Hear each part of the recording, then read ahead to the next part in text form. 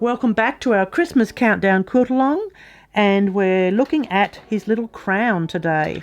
So I'm going to come in here, work my way around each of those baubles, maybe add a little bit of echoing.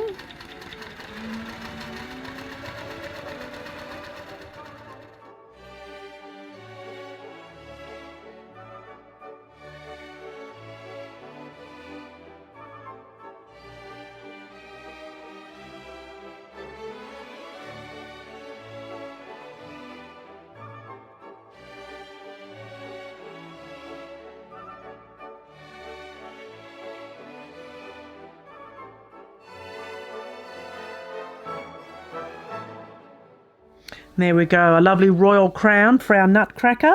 That's all for today. I will see you tomorrow. Bye-bye.